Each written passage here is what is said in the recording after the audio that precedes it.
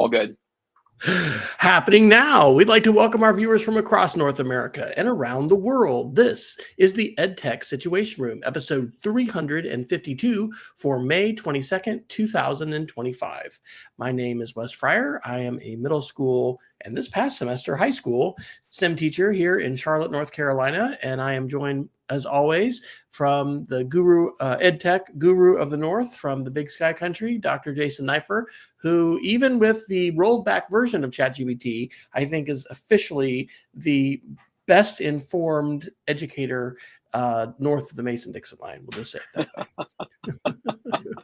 Well, thank you so much, Dr. Fryer. Good to see you. My name, again, is Jason Neiffer. I'm the Executive Director of the Montana Digital Academy, which is a state virtual school located on the beautiful University of Montana campus in Missoula, Montana. But tonight, I'm joining you from the homeland of Montana, which is fabulous Great Falls, Montana, where I've been hanging out with my parents the last couple of months. The weather here has been cool, which is pretty nice for May. We had a lot of rain last week. But we hear we're going to get some 80-degree days next week. Now, personally, I would prefer the upper 60s to the lower 80s, but, we'll take what we can get. I can remember 15 years ago or so, there was a summertime where in Helena, we were getting 110 in early June, and nobody likes that. That's not in any way reasonable or necessary. But it's great to be here with you tonight, Dr. Fryer, and I believe we're going to talk about some technology and education tonight. Yes, that is the rumor, and I appreciate you doing the links tonight. I pledge I will make some contributions before all is said and done. But lately it's been great to have the Jason Neiffer traveling genius bar AI show. So we, if we run out of links, I think we'll just revert to that because I don't think you're going to run out of your bag of tricks and just actually extremely useful tools to give a try.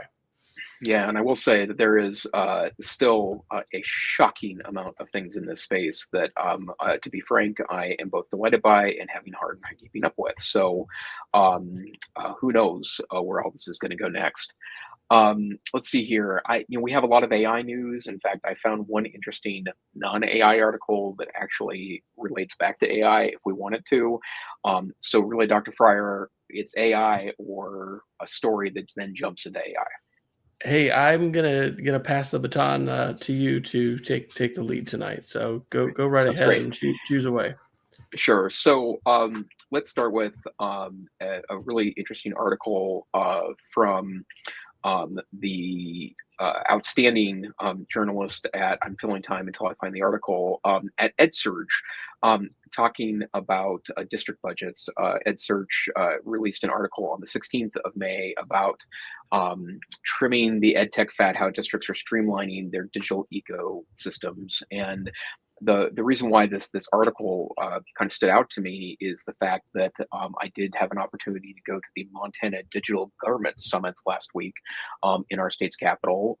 My goal was to there was some AI talk going on there, and I like being in a room with techies. It's a good sign to see where they are going with management of technology, and the ID department is certainly an extraordinarily important friend to the ed tech world that we need to be mindful of that piece. It's really interesting that this article popped up because one of the things that I heard a lot from both from Montana leaders and national leaders that came in is the efforts to reduce so-called tech debt, which is the notion of making sure that you're not taking on more than you can support, but also making sure you don't have duplicative services. And it just so happens I'm on a campus. My program is supported on the University of Montana campus by their IT stack, and they are getting rid of two things, Zoom and box.net. And those Wow. were picked originally because they were best in class tools, but they are duplicative of the Microsoft services that are also purchased on campus. Now, Wow. I have to say, given a choice between Teams for video meetings and Zoom for video meetings, my choice would be Zoom all day long, in part because it's not an integrated tool, that it's independent. And I do feel like that the Teams comes with a lot of overhead and sometimes is a little complex to schedule meetings in. But I get it, right? Like Zoom isn't cheap, and even though I believe it to be a best-in-class tool, we're essentially supporting two different video conferencing platforms, and so I get that, and it's something that we have been thinking about too. In fact, we've even changed a little bit of our language since that initial meeting, in part because we're trying to figure out how we can be of service to Montana school districts, to make sure that we don't increase their tech debt and part of that stack. But this article goes through and speaks to a lot of the different concerns that district IT leaders have across the United States. In a lot of cases, the pandemic caused tons of tool adoptions that was really an opposite posture than it was, say, 5, 10 years before.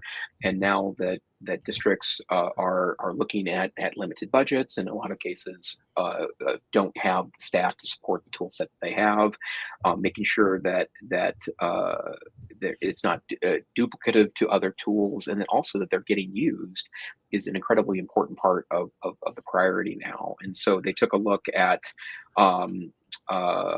three cities: Oklahoma City, Natick, Massachusetts, and Grapevine, Texas, and noticed some of the changes they were making in order to be more responsive to the budget needs in the district, but also make sure that people have the tools that they need. And I was very interested in this in part because I have been a part of a lot of discussions as a secondhand player, that there is demand now to purchase AI tools for districts. Mhm. And something we talk about a bit in our staff is that we want to make sure that if we are going to purchase AI tools for our staff, that we let them know that this is what we expect them to use for AI. We don't want you signing up for your own account for this stuff. Um, Yeah. but it's also necessary to make sure that these tools are good enough that people aren't going to want to go to a private tool. It needs to be good enough to do that, and that's a hard balance. Yeah. Um, I've mentioned on the show before Flint AI and the opportunity we've had to gain insight and visibility into the things that students are doing with their tools. And, that has been real helpful, but I can't tell you how many times I'm asked, can I use blank? Because students know from their own use, they have a high bar. And if that tech tool that's being provided by the school is not as good, then students are going to use other tools, and many times they're not going to ask. They're just gonna use them. I'll also say, gosh, we are absolutely still recovering from COVID, and I think there were so many unfortunate experiences that people had. It's hard to generalize. I have a very limited frame, but it seems to me there were a lot of folks that experienced educational worst practice when it came to online learning. And privacy is also a big deal for districts. In addition to culling budgets, making sure that tools comply with the law and with privacy, and being concerned about cybersecurity and liability. Those things are all important for could be on the front of mind of tech directors. But I think it's encouraging that that schools are looking for tools.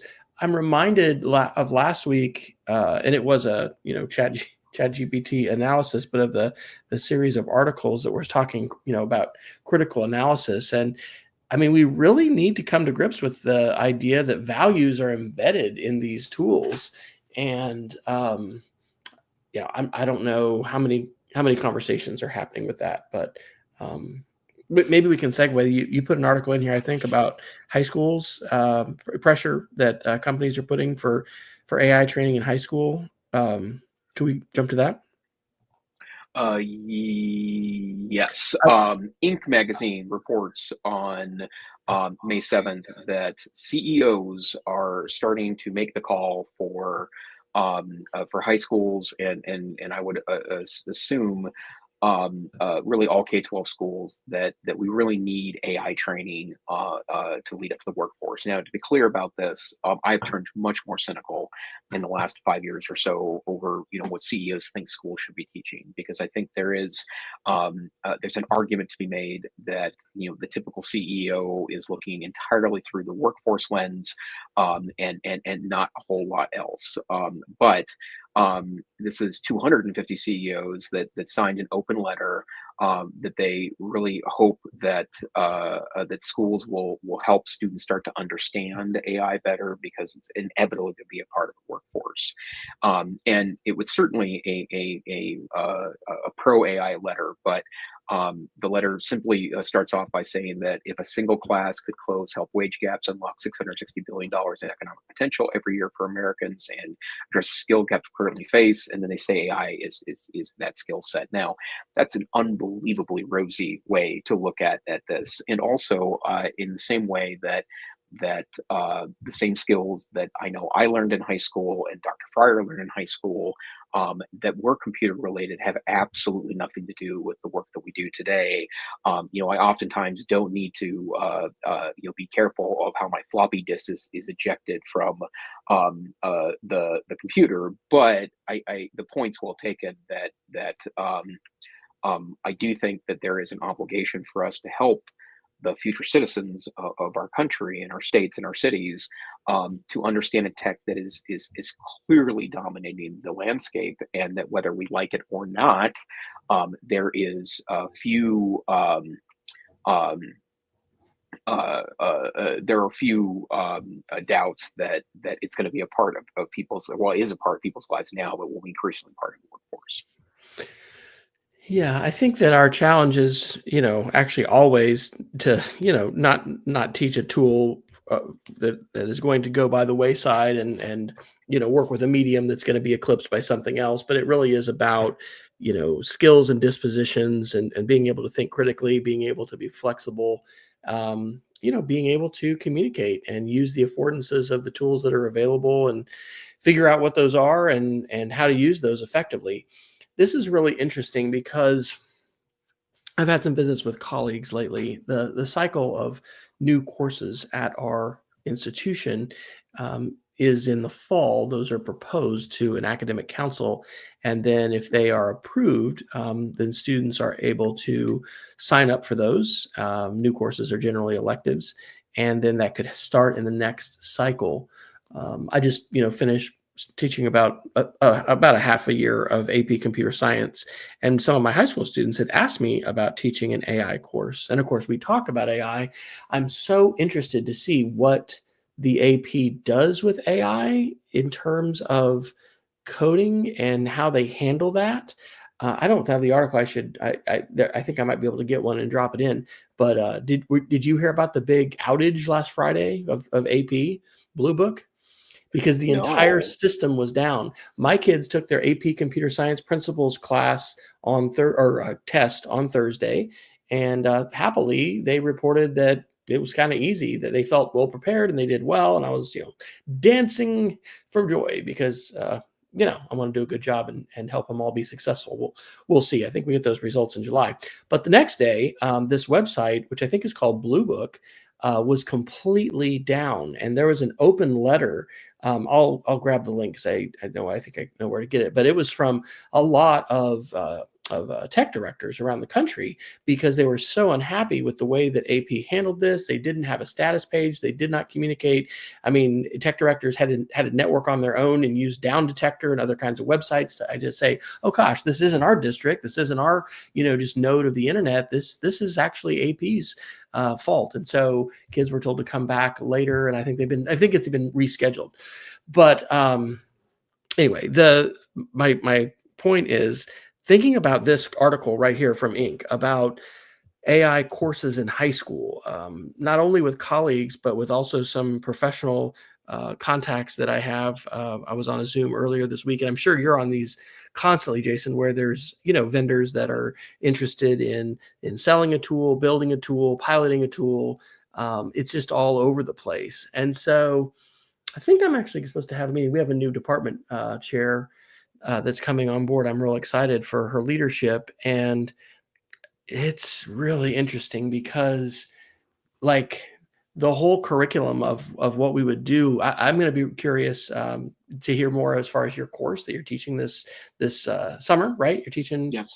Yep, your the EdTech course. Yep. graduate EdTech course, because I think that typical technology course that teacher education programs typically have is going to have to integrate artificial intelligence and prompting and the kinds of uses that and I think it's got to go more than just, hey, here's Magic School and here's how you can print worksheets. I mean, I guess it was 2 years ago, and I think I talked about this. I went to our NC Ties conference and went to multiple AI sessions, and it was not only overwhelming, but it was also just frankly sad how many of the sessions were just really about generating. They were differentiated, but differentiated worksheets to print for kids. And it just, I don't know, man, it's a wild west out here. And I'm going to think about maybe, I have been thinking about proposing a class because I can teach an overload and take an additional one.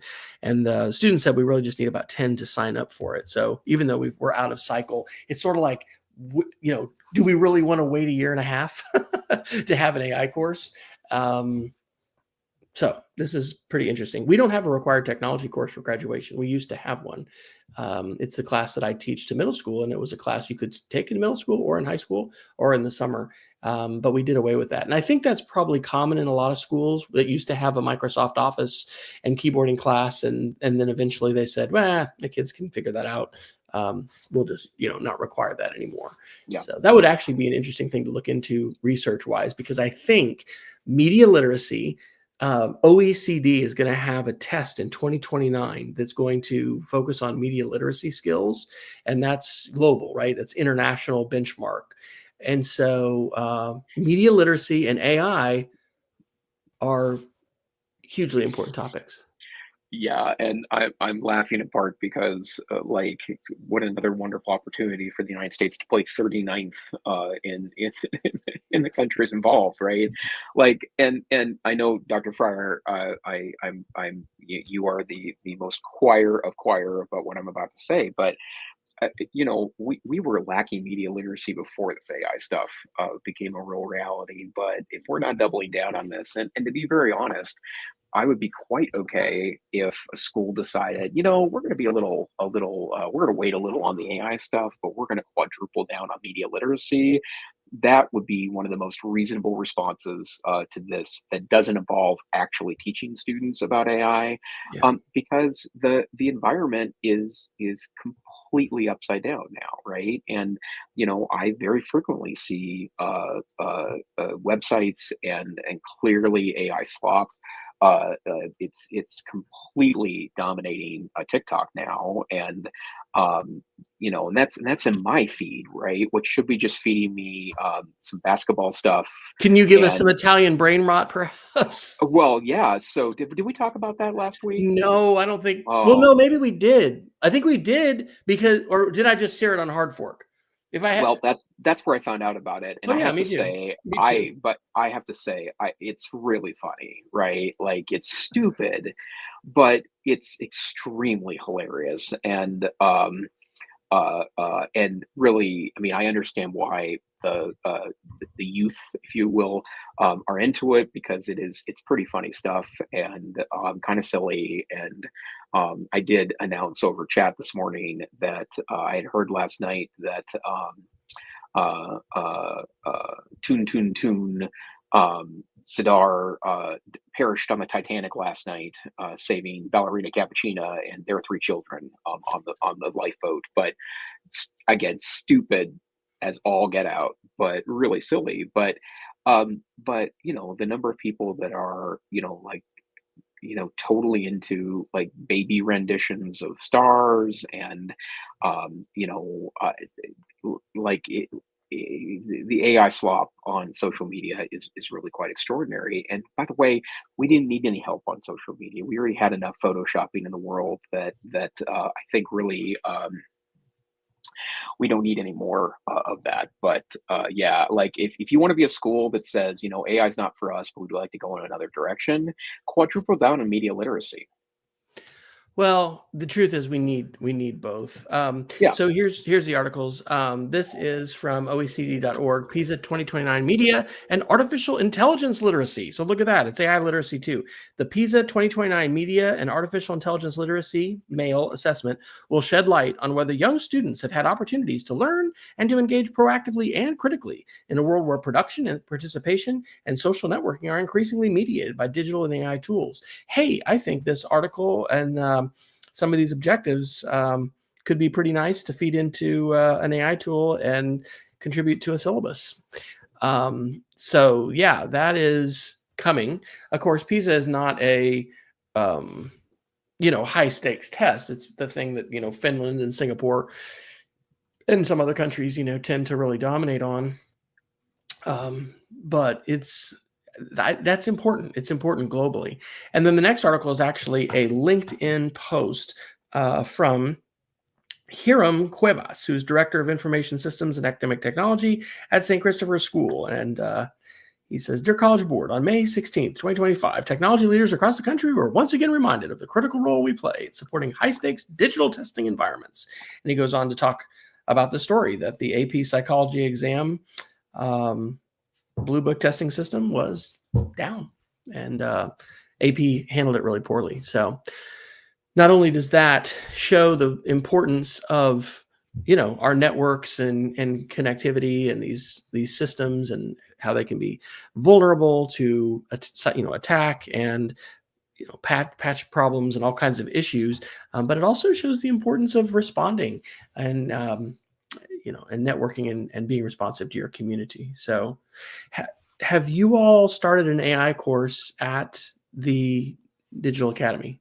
Yeah, we've been offering one since 2 falls ago, actually, and we did utilize a vendor resource for it. It's pretty good. It's kind of more big picture about AI Yeah. and those pieces. But I think we're actually gonna maybe at some point think about revising that class and pulling the information internally so we can update it more regularly. But I think it's just incredibly important literacy, and one of the things we're talking about is we work on, and at some point, Dr. Fryer, I would love to show you some of the work we're doing in curriculum development with AI. But the thing that I think is incredibly important is that it may just be that we need to layer it in all layers of instruction, right? Like in the same way that one of the things I'm thinking about in teaching the graduate course I'm teaching this summer is that, and I will be going very AI heavy in it, not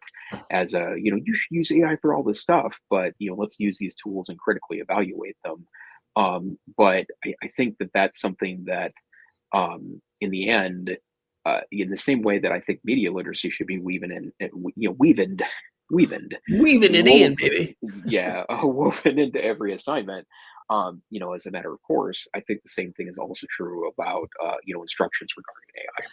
And I think that an AI course for high school would be a fantastic one to have as an open course. So I'm thinking out loud here, but yeah, it'll be interesting to see what might happen. I think it's an ideal opportunity for interdisciplinary discourse because, for instance, English departments, I think, are really on the front lines of all this. I think that the ways in which we've typically relied upon student essays and student writing at home is just challenged in such fundamental ways by these AI tools in terms of assessment. And um, I think that we have got to attend not only to the high school students and the kids, but I mean the teachers. We've got to help teachers have experiences using these tools and then knowing how to have good conversations with students beyond, hey, you're going to be in the lockdown browser today, and that's how I'm going to do all my assessments. And by the way, did I talk about this? I did quite a few experiments towards the end of the year with Canvas and the lockdown browser and the quizzing tool. And OpenMCQ is just so fantastic. Oh my gosh. And if you don't know what I'm talking about, we can drop the link. It's the amazing custom GPT that Jason and his team put together to use a whole slew of best practice scholarship to be able to write fantastic, multiple choice questions. But being able to, I'm gonna have some conversations with some folks about that, because the speed of change is obviously crazy. And I think we needed a media literacy course required for everybody yesterday. Slowly, I think society is catching up to that. And I haven't got an update, but I know Illinois and some other states have, sort of like with financial literacy, where it's like an unfunded mandate. Hey, you all need to, add this onto your curriculum. But I think there's more states that are going to be moving in that direction. So, and whether the states are moving in that direction or not, educational leaders who are keeping an eye on not just the workforce, but just also the citizenship side and the skill side of all of this. It's something that just as all the skills of media literacy affect us all as citizens and voters, I think that the AI skills are definitely affecting us as well. So.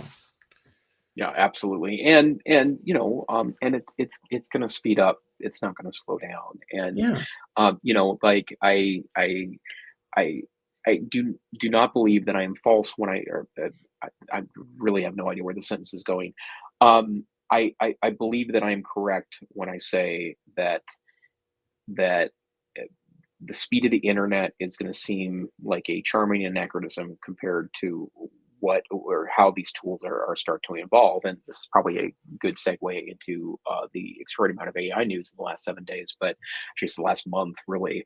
But I think we need to be, assuming that this is going to get better before, or I'm sorry, gets worse before it gets better. So we got to figure out how we're going to make this happen. I will say, is before we jump into those, that was it last week where you talked about SIFT and did the demo with Yeah, this? yeah. Yeah, and if you haven't seen that, I need to probably just write a blog post about it as well, because I was on a webinar with Mike Caulfield demonstrating it. My aha from last session was, I have been very frustrated the last 4+ years, maybe more, teaching students about conspiracy theories and the moon landing. And, when you've got a 8-minute video by a conspiracy theorist, even if it's a comedian, the rate at which misinformation, along with sometimes some actual facts, are, coming at you is absolutely overwhelming. And until seeing that SIFT demo again and thinking about that, I've used that. I've used that to say, hey, let's what would a fact checker, do with this video? Yes. Let's throw this transcript in here and see. I think that really is a lot of hope, but we are going to have to figure out for ourselves, how much is too much, and sort of like I'm thinking of the hose, just how much do you want to turn the spigot on, and how much you want to turn off. I don't think we can turn the AI spigot off altogether, of course, but in terms of what we are going to, we just need to have cultures of ongoing professional development and learning and networking, right? I believe that is the only way to thrive in this, environment that we're in. So And take us to Google I/O. I didn't realize I/O was up. So. yeah, it was this week, and and there's I remember last year's I/O that there was a blog post a week or so after the 99 things we announced in Google I/O related to AI, and this year is somewhat similar. And I will say that the difference between now and a year ago is that it did to me seem like Google was a distant third or fourth place in the AI race, and I just don't believe that to be the case anymore. I think Google's Gemini models are frontier models. They are absolutely competitive with the others, and I find myself using Google more and more, or Google's models more and more. And I will say that I do pay for a pro account right now. My personal account, it happens to be highly discounted for me right now because a Chromebook that I had purchased came with a year of Gemini service. So I utilized that to get the pro version for nothing. When that's over with, I'm likely to continue to pay for that. And we'll talk in a few minutes about their new high priced tier, which still blows me away, which costs more than a Chromebook per month. But the bottom line is that they are a competitor now. So I don't feel like Google has to announce 39 things a day to stay competitive in this race. But I will say one of the profound advantages that Google has over everyone else is they have access to all of our data, right? And of course, that comes with controversy, and we're much more sensitive to what we were, or to data access than we were, say, even 5 years ago. But that gives it an advantage when it can start, engaging in activities on our behalf to keep our preferences in mind. So that's something to think about. So I will start. Well, first of all, there's a link in the show notes this week where you can actually go to a NotebookLM that Google created about all the stuff at Google I/O. So, oh my gosh, there's a yeah, sign of the times for you right there. yeah, very, very meta. And so what I thought I would do is go Very into meta from Google. yes, very meta from Google. So go in and say, hello, on a podcast right now about ed tech. Could you please give 5 important things announced related to classrooms and education? And I'm sure it will give me five interesting things to talk about. But while that's processing, there's a number of articles that we shared this week about this. I will tell you that there was nothing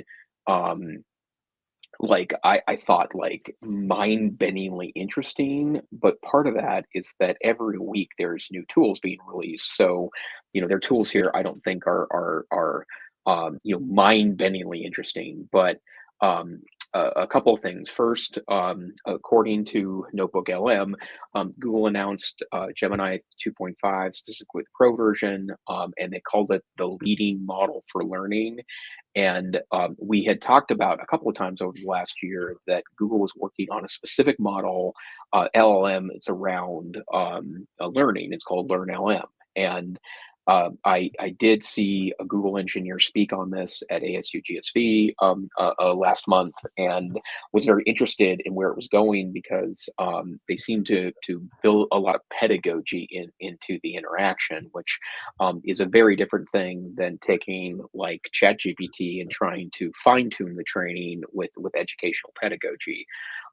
But that they've infused LearnLM into Gemini 3.5, which they believe makes it's the world's leading model for learning.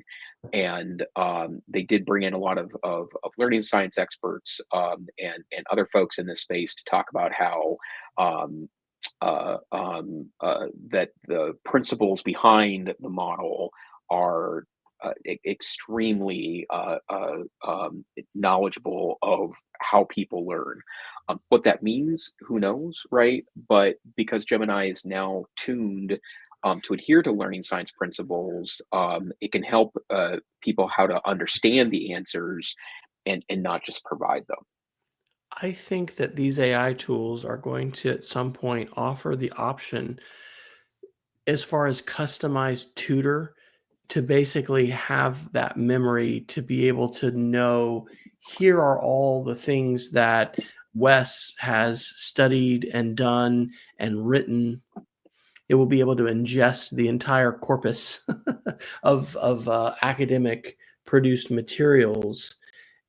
I think that there's a lot of folks sort of like the Conmigo model chasing this tutor, hey, we're going to be able to offer superior CAI, computer aided instruction, because you're going to be tutored along. But the models themselves, this will be interesting in K-12 with the privacy aspect of that. But certainly for adults and older students, being able, I think you probably experience this now with ChatGPT and other models, is they know, quote unquote, so much about us that the degree to which they can customize answers is uncannily good. And I think that what this is going to mean for personalized learning, can be very, very positive. Again, as long as these things all remain friendly. Yeah, totally. And because they're already figuring out us. they can butter us up and become sycophants, whatever. Right. So. Just remember, robots. Wes and I were friends with you all along.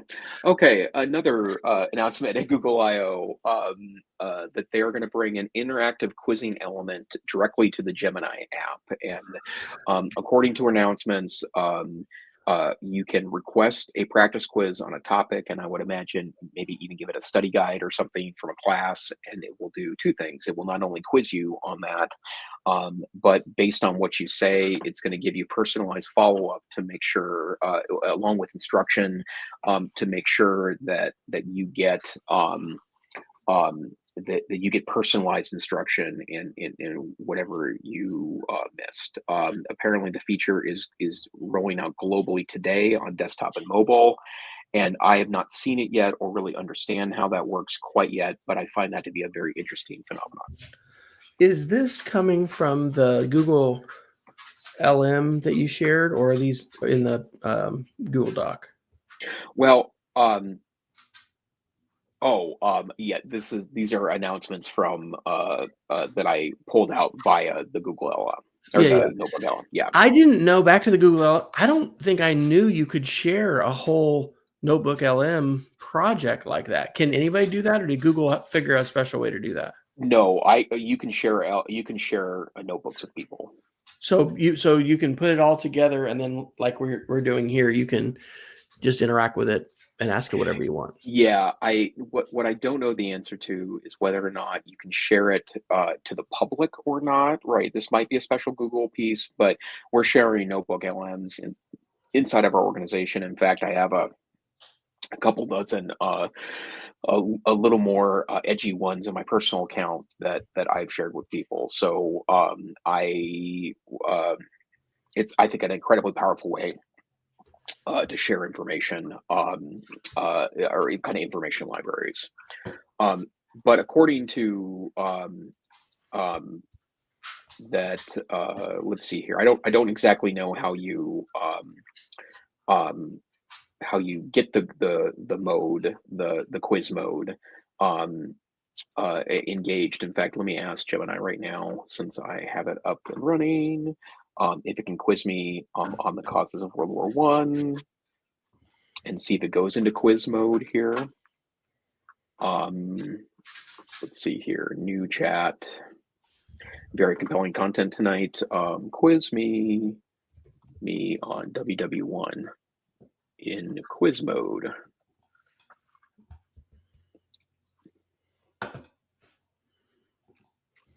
Okay, we have a spinning icon now, so it's thinking at least. Do you want me to? Are you showing your screen or? No, but that's a good idea here. So let me present, share screen, entire screen.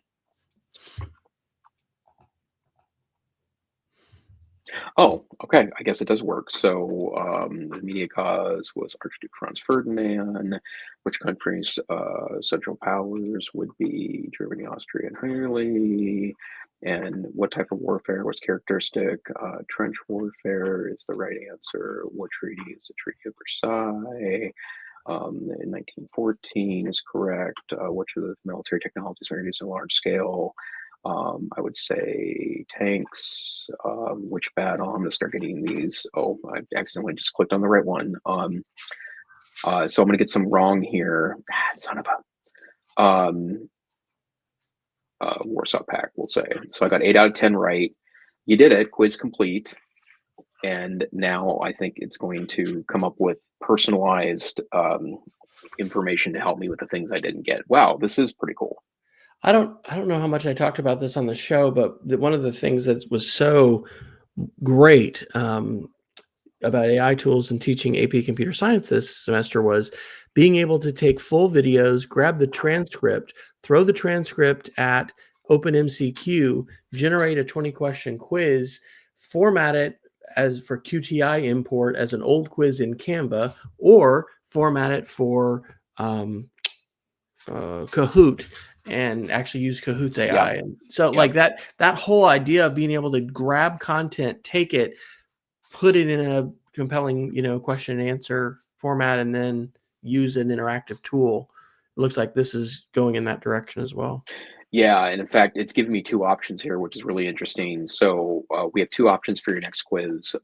Repeat a similar quiz with 10 questions covering various World War I topics of the same difficulty, or focus a new quiz specifically tailored to topics where you had some difficulty, like key political figures of the World War I era or post-war international organizations.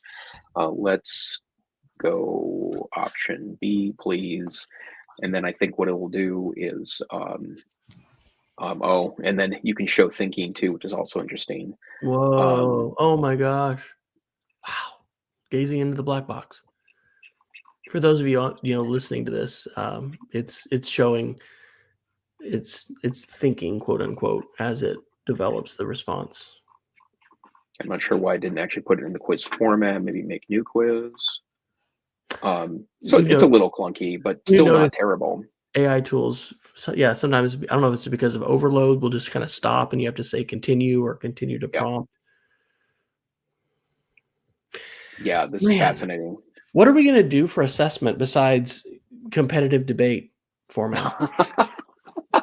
It's so interesting, Wes. I think you've seen Stefan Bouchard talk a lot on LinkedIn about, debate is the ultimate way to deal with generative AI. It's just teach kids how to debate.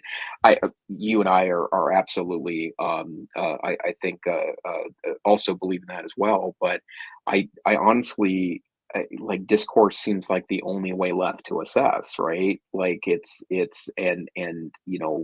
like conversation and discussion as assessment. But I think this is a pretty wild thing. And, of course, if we had introduced this 20 years ago, it would have been mind blowing, right? That we could do this and probably be heralded as, the most amazing thing ever. But, in a generative AI world, this is pretty low hanging fruit. Yeah, it really is. Wow. Well, let me do one other quick thing here while we're at it. I'm going to say, quiz me on the life and times of Dr. Wes Fryer. So let's see what it comes up with here. Show thinking. Okay. My goal is to confirm defining his notability. I'm thoroughly immersed. Oh, did I tell you I did create a Google LM deep? Well, no, I did what did you do a few weeks ago? You did the dossier. So you created right? A council of people smarter than I am. Well, right, but I use what is that? What's the tool? It's deep research. Deep research, yeah. I did a deep research and then I threw it into. Dr. Fryer, I have 10 questions on your life. So, okay, Dr. Fryer, all right. This is your life. Okay, do you want me to answer? You want to guess? Well, are these accurate? Why don't you guess? You can guess. The answer I'm gonna guess probably. I'm gonna say 95, 96. Yep, that's right. What's the name of his educational blog? Speed of Creativity. I believe that your doctorate was from Texas Tech. Which of these concepts advocates students do with media? Show what they know with media. Before becoming an educator, he was in the Air Force. Which of the following is not a subject that he has taught? I'm going to say ancient Greek history. This is actually very interesting, isn't it? What year was he named? I'm going to guess probably like 2005. Yeah. Dr. Fryer proclaimed smoker. Oh, I thought it was asking if you smoked. My self-proclaimed smoker specialty. I'm gonna say Of course, it's these are dishes. either I'm gonna say it's either brisket or pulled pork. Oh yeah, it's brisket. Okay. North Carolina Yeah. is all about pulled pork, but Okay. brisket's with me. Which of the initiatives? So Ed this is like Cannon. all off my bio, and Yeah, yeah, yeah. Receive which prestigious scholarship? I'm gonna guess that you got a Fulbright. I Yep. did. Okay. Yeah. So I totally rocked my 10 question Wow, and those were rapid all fire correct quiz. answers, and yeah, but just probably straight off my resume. Isn't it crazy how open access to materials? Like, I really don't want to teach a course that I can't just have a PDF copy of the whole textbook, Yeah. because I want to put that into the AI tools and use them to wow. Yeah. So not that we need another ridiculous waste of time, but let's now do Jason Neiffer. So Sure. um it'll be interesting to see. Remember how poor this was, early on when we would just ask, "Tell me about," and of Yeah, course exactly. this speaks to digital footprint Yeah. and publishing on the open web. Using these tools has also made me realize, I mean, I have over 5,000 posts on my blog going back to Yeah. 2003. Yeah. There were some tools that you could use at some point, but who's going to want to just read blog posts? But being able to then use that Yeah. material if you would want and create some kind of a book or product. All right. Okay, Current here we primary go. role. Let's go to D, Executive Director of Montana Digital Academy. And first significant work in educational technology, not A, not B. How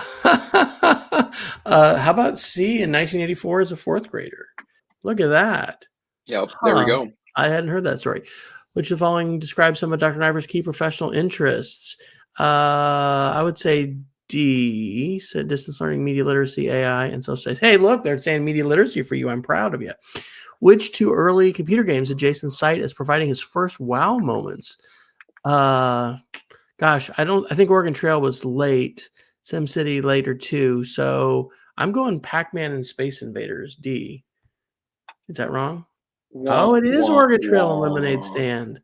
Ah, Apple IIe games. Okay. Which institution did you graduate from? You're not a Walden University graduate, are you? I am. I got my master's from Walden. Oh, you did. Okay, because I knew Yeah. Carroll College. Huh. What? Stanford? I'm just laughing that the other ones are Harvard, Stanford, and Berkeley. So Yeah, there you go. Well, those might have been your second choice. All right, B. Yeah. What is the name of the weekly podcast? Jason co-host. Well, that's the EdTech Situation Room. Well, not Montana Education Matters. That's a good title too, though. What is Jason Neiffer's stated approach or stance regarding artificial intelligence to develop new languages? There you go. C, to advocate for the complete replacement of traditional teachers with AI. I think it's D, to explore and promote a balanced, centrist approach to AI. That would be the name of your website. Before his leadership roles in digital education, what was one of Jason Neiffer's roles? Classroom teacher in social studies, C.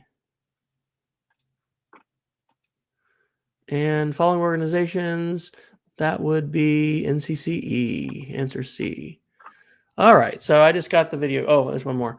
Primary mission of MTDA, that would be C, supplemental online education programs.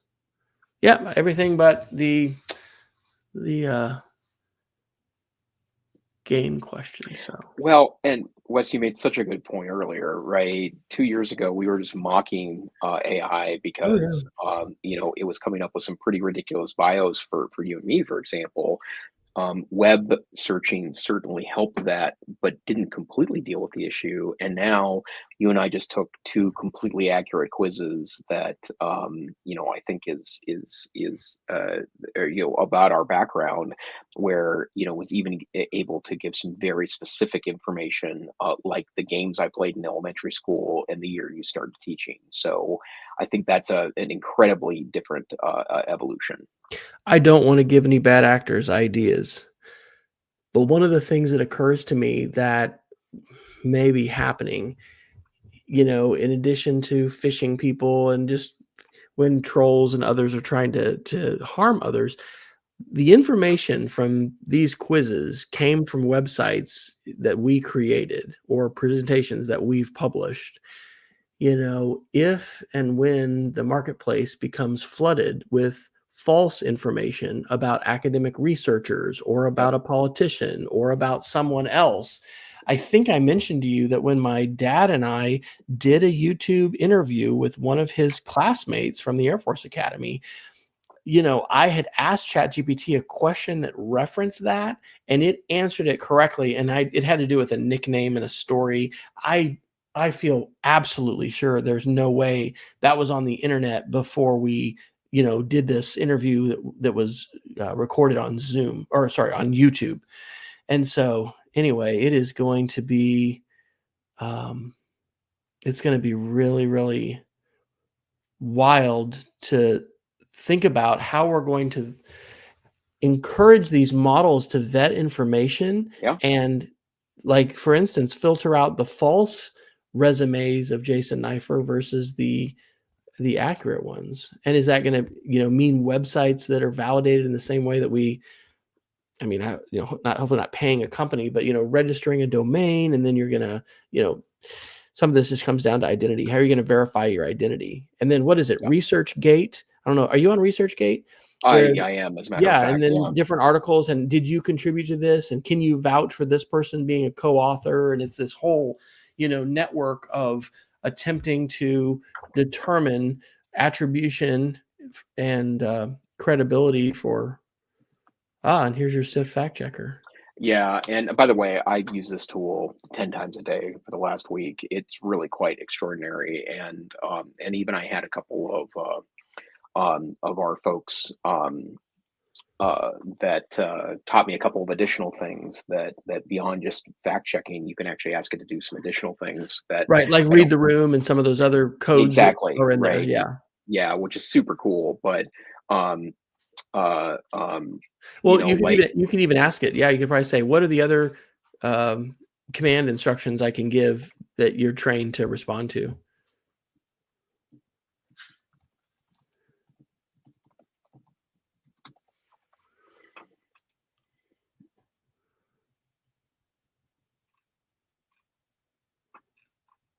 Yeah, I don't think, I mean, these are all things that it can do, but there's, like you said, there's the very specific. Yeah. That's so interesting. And the ways in which these tools, especially as people share prompts, right? So Mike Caulfield shared 2 months of work. That's what he said in the webinar, in this prompt, which is very, very sophisticated. Well, think about a similar prompt that somebody's going to write for, you know, a startup business using, you know, certain business models or theories of entrepreneurship.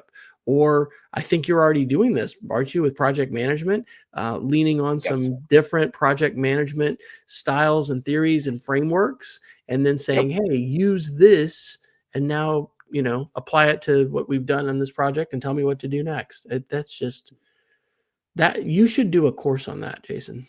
Yeah, I am going to turn it definitely into a workshop, but I think that, and in fact, one of the things that we're working on right now is maybe going in the direction of turning our kind of curriculum framework with AI into a model that we can share. We'll slap a Creative Commons on it and share it out as a strategy, both at, you know, the documents and frameworks, but kind of working project management into it.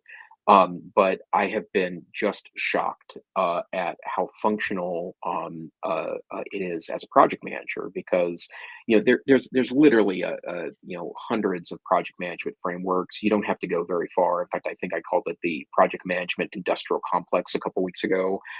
Because they're, you know, it's an incredibly important work, and, you know, but not everyone can afford someone with a project management certificate or background.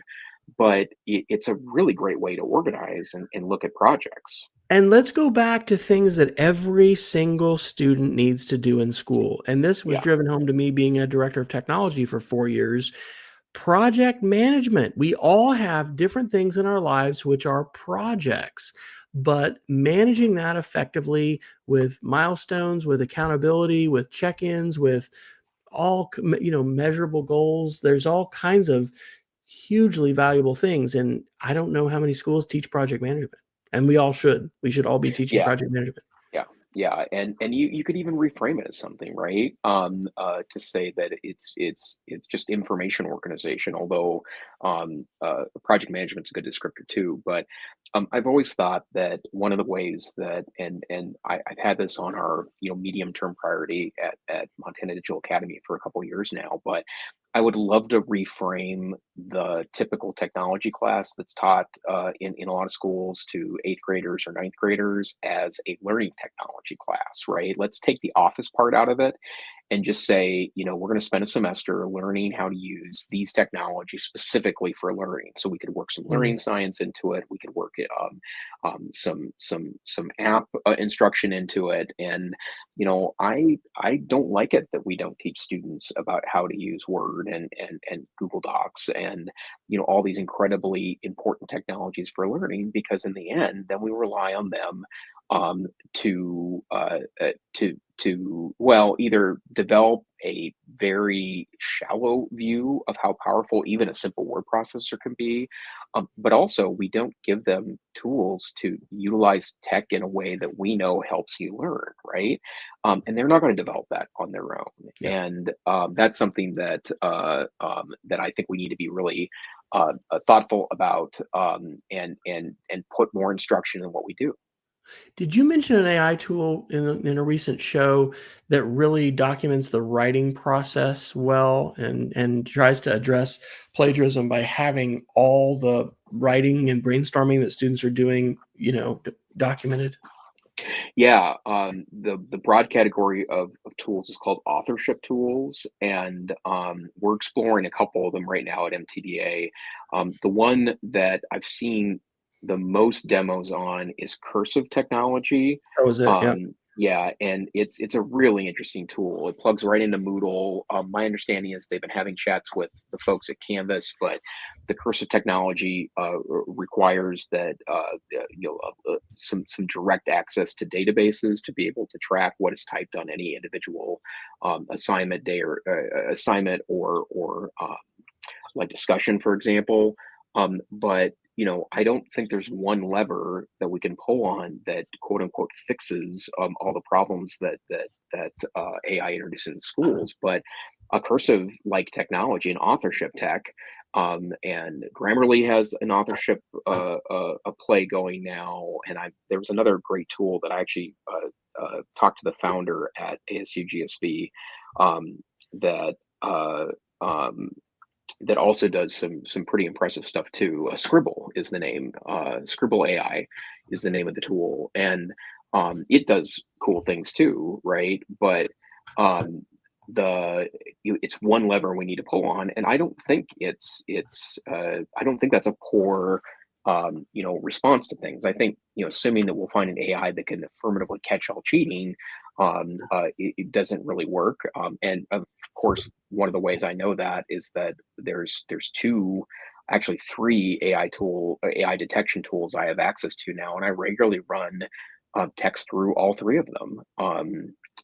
And I always get vastly different results, whether I'm giving it entirely human generated text, or I'm giving it AI enhanced text, or I'm giving it completely AI scripted text. I hate to say it, but we got 3 minutes left. It's the Wes and Jason ramble on about AI hour that seems to That's take 6 minutes, and yet it's an hour. Well, Um, okay. Did you watch any of Google I/O? Because I assume no, there's just a keynote that streams. there's a keynote. I'm going to save it for. I have a car trip on Saturday to go back to Missoula, and um, so I will most definitely um, uh, I will most definitely listen to the whole keynote, but really cool stuff. All new features in Workspace that will plug Gemini directly into it. There's a great Gmail plugin coming that is Gemini, where it will help you craft responses or suggest responses to emails, which you can do right now with a dozen or so plugins that will do exactly that in any email system. But it's nice to have that native. But I did want to note that they also announced an ultra tier to Google Gemini, which costs $250 a month. And that, of course, led to substantial debate on the merits of that cost for any AI tool. Isn't that interesting to put up that kind of barrier? Because it really makes me wonder what that can do. Because that barrier is not going to be, a lot of just folks out there are not going to come up with $250 a month for a tool. Yeah. What the heck can that do? Like that, Right. That's kind of alarming because what? And what is the Sam and Johnny introduce IO? I'm just looking at this video. Oh, yeah. So Johnny Ives from former Apple fame, he was the industrial engineer that basically crafted, all the beautiful stuff at iMac, Apple. iPod, iPhone, you Yeah. name it. Yeah, and he had a startup that was around AI hardware, and OpenAI bought it today. So just assumed it, and um, Mr. Ive and Mr. Altman. I haven't watched the video. I've read about the video, but they're actually acting very chummy. But it's apparently an AI hardware play. So I don't exactly know what that means yet, and I don't know. And the department or the hardware will be called IO. Is the name of the company that OpenAI bought, but it was $6.5 billion, which I think is couch cushion money over at OpenAI right now with the amount of money that they're getting in startup capital. But that is interesting that they seem to be grasping for an awful lot of different plays, whether it's hardware or software or social media or all search. I mean, there's all these different kind of plays that they have certainly done some interesting work with. We probably need to do like hard fork and go into, what do they call it, for at the end, the hat GPT or whatever. And just go into rapid mode. I want to do one more, and then we probably better geek of the week and get out because we're over the top of the hour. But this is an article. Wow, this really got my attention. This is from the Wall Street Journal on May 15th. Meta battles an epidemic of scams as criminals flood Instagram and Facebook.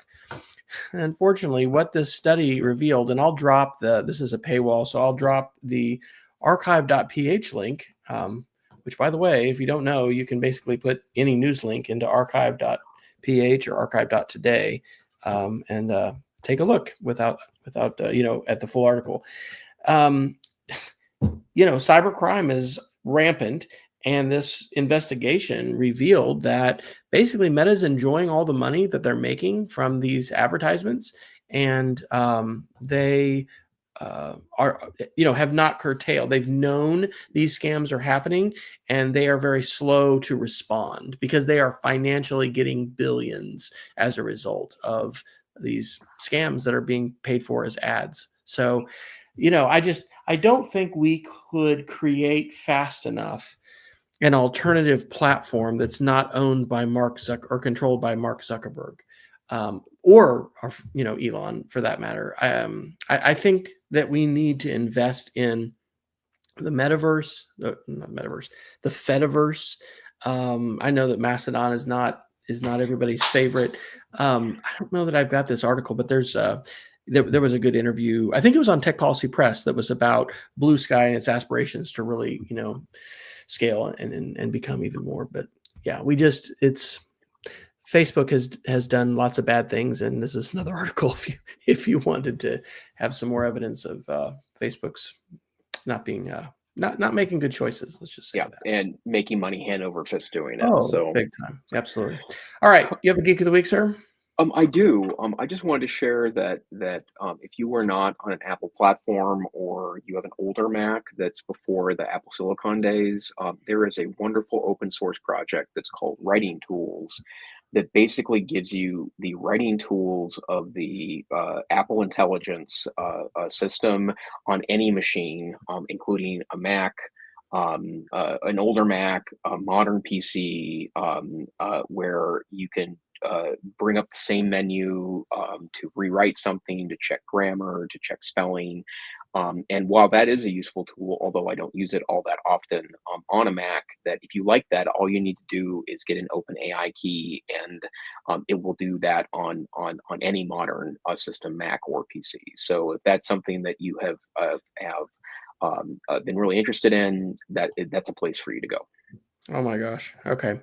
I'll try to be fast. So, are you familiar with Auphonic? Do you use Auphonic for audio at all? No. Man, it's just been one of my favorite tools for a long time. I wrote a post called Better Video Audio with Auphonic. I recorded a new barbecue cooking video, which is basically my spring clean of my smoker. But one of the things that I've wrestled with is when I record myself on a tripod and I turn my head, it really makes a big difference in the audio. And I've used Auphonic for years. I don't put our podcast now through it, but when you need to normalize or level audio and get it, even and boosted or whatever. And so anyway, I just wrote a little post about that and included the waveforms, and it's just phenomenal. I mean, it sounds like, studio quality, and you can use it for free. They put a little, 2-second thing at the front of in the back that says auphonic.com.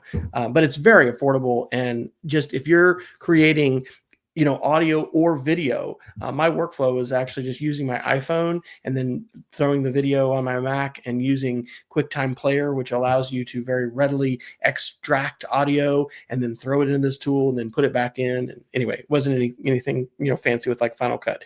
How about Study Hall? John Green at ASU. Do you know about Study Hall?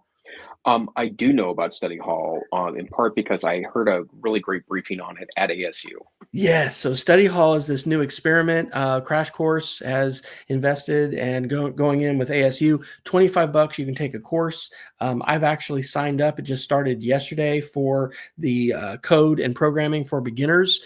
College level Java program. If you want to get the college credit from ASU, you can pay $400 and you can go ahead and do that. But I'm just $25 in, and it's going to be part of my summer professional development. And then the last thing is a video. I wish I could have shown my kids, but there's a little profanity in it. And anyway, it just wasn't middle school appropriate. But this video, if I got the wrong one, is from Fireship. Do you watch Fireship, Jason, on YouTube? No. Okay, so Fireship is one of my colleagues at school turned me on to it as far as coding. And this is called the Vibe Coding Mind Virus Explained. This has got, it was a month ago, and it has 1.5 million views. And it's really the best video I've seen so far, explaining not only what vibe coding is, which if you're not familiar, it's using AI tools to just basically not code, but say, hey, make me this web page, make me this app, write me this script. And then you can be iterative with it as well.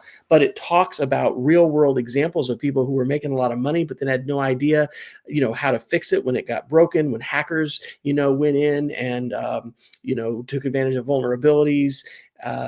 It's just really good, and it's about 5 minutes long. So that's a shout out to the Fireship channel, as well as that specific article about vibe coding. We have gone 7 minutes after the hour, Dr. Neiffer.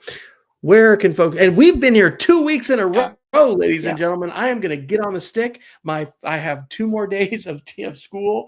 Actually, we have 2 hours because we do a capstone thing. So priority for June is we will get this thing updated, so you will not have to go to YouTube to get our most recent updates. But where can people find your sharing and connect with you? AIcentrist.com, and most of my stuff now is on LinkedIn. Awesome. And I am at westfryer.com. You can find links to connect with me, and I'm liking Blue Sky a lot. But this is the EdTech Situation Room. We are usually a weekly podcast that is coming to you at 9 p.m. Eastern time, whatever times that is in other time zones.